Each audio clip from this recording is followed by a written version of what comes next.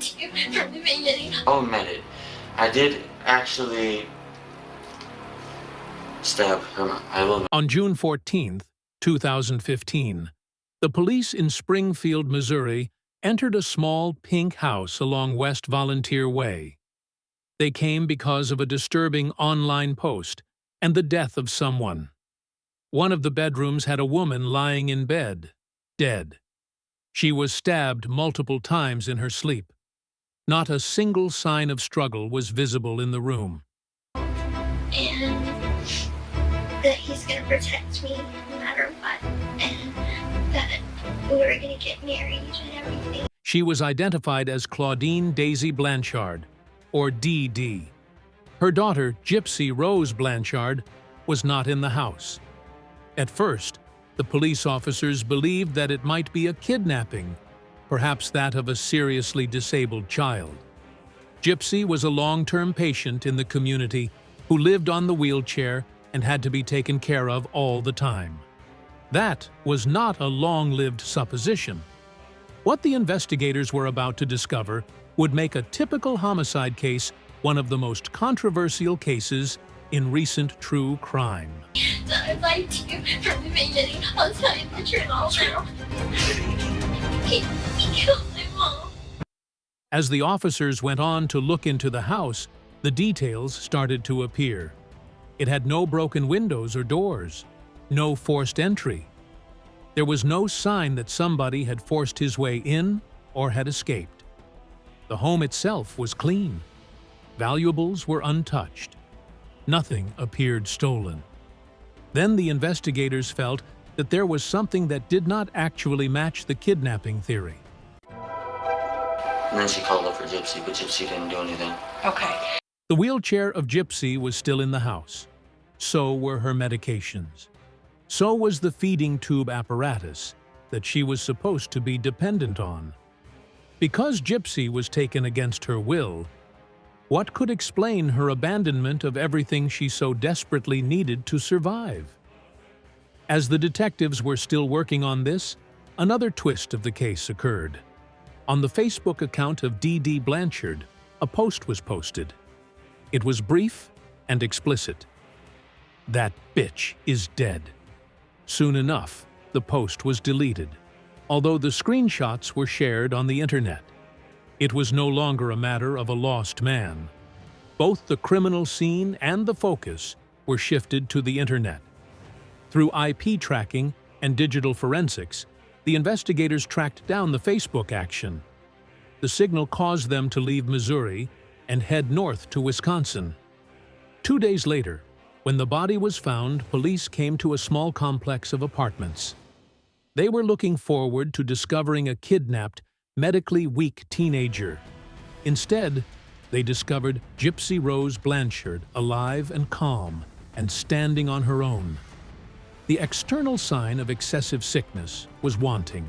She had not been in a wheelchair. She did not appear physically addicted. The apartment containing her had a man known as Nicholas Godejohn. This was a total turnaround to investigators. For years, Gypsy had been brought out as having leukemia, muscular dystrophic, seizures, asthma, and developmental delays. She had been handled like a child who was not able to walk, eat, or make decisions on her own.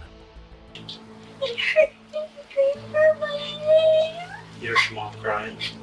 You heard your mom crying. She kept screaming louder. She was standing before them now, however. Interrogation was about to start. The first to speak was Nicholas Godejohn. He described killing DD Blanchard. He talked of driving to Missouri to execute the attack. He said the act was planned. He replied that Gypsy requested him to do it. Nicholas stated that the two had met online a few years ago. They used Facebook, text messages, and role-playing forums as a mode of communication. Thousands of messages were analyzed by investigators. And then, she wanted to have sex with me, so I did. He raped me. And he raped you? They exhibited dialogue regarding escape, marriage, and violence. They contained details in terms of planning, such as dates, places, and procedures. Gypsy was interviewed separately, and she also confirmed most of what was told by Nicholas. She admitted to organizing the encounter. She admitted to giving out the weapon.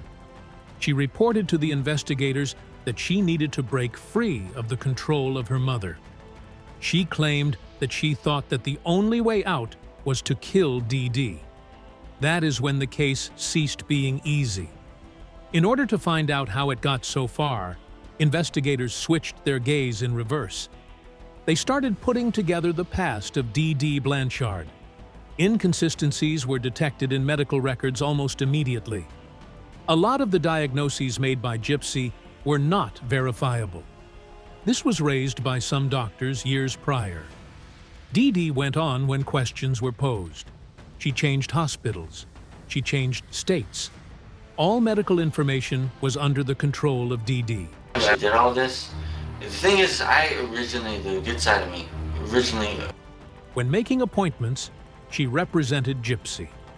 She did not allow doctors to communicate with Gypsy privately. A number of professionals observed that Gypsy could do more than her mother would permit her to do. Such concerns were hardly pursued. The investigators determined that Dee probably had Munchausen syndrome by proxy, which is the condition in which a parent or caregiver creates or pretends that a person reliant on him or her is sick.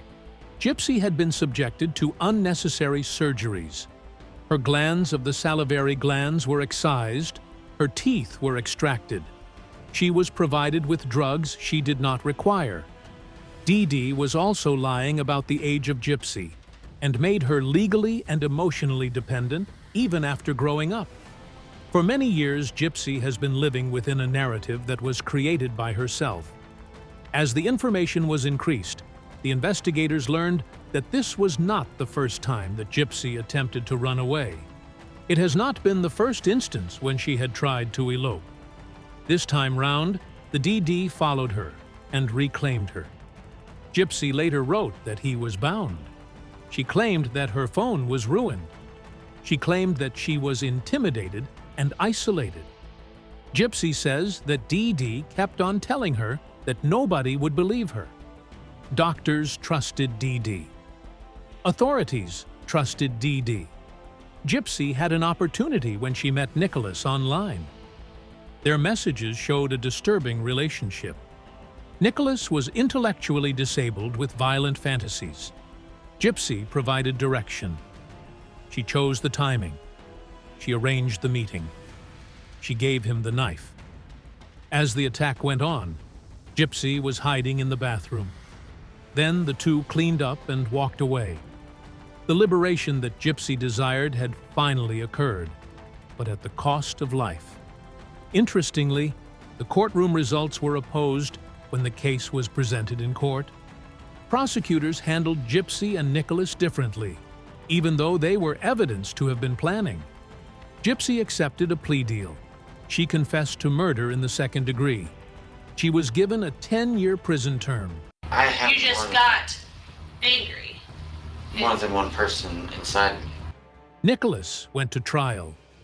It was a conviction of first-degree murder. He received life imprisonment. The opposition provided fodder for the debate by the masses almost instantly. Some viewed Gypsy as a victim of chronic abuse who made a desperate decision. People perceived a person who planned a murder and did not want to completely face the responsibility. Both sides of the argument were evidenced. As the case got into the limelight, the internet divide emerged. In defense, the proponents said Gypsy was psychologically incarcerated. They mentioned years of medical abuse and seclusion. They claimed that the systems, which were designed to safeguard her, broke. Opponents were preoccupied with planning. They argued intent matters. They claimed that not all should be murderers. As opposed to the majority of situations, there is no righteous outcome. Gypsy was abused. Dee was both abusive and a murder victim. Nicholas was the person who committed the act, but not a solitary person. Each role overlaps. In 2023, Gypsy Rose Blanchard was paroled. She has since then been able to speak publicly. She has also featured in documentaries and interviews. She has posted her story on social media. Her exposure brought controversy back. There is an opinion that public sympathy has crossed the limits. Others think she is now talking out of her control. Problematic issues of trauma, responsibility, and treatment of crimes due to abuse that remain in the case are uncomfortable questions of justice systems. When they stormed that house in 2015, they believed that the police had investigated a murder. What they had found was much more complex. It is a crime devised by a person who was made to think that it was impossible to escape. One of the victims was manipulated and lied to over the years. A murder that cannot be isolated from the circumstances that caused it. This is what makes this case never-ending. Because the facts are clear, but responsibility is not. And it all depends on where you draw the line. The story is different. In case this case helped you think, never mind leaving us a remark. What do you think is relevant here?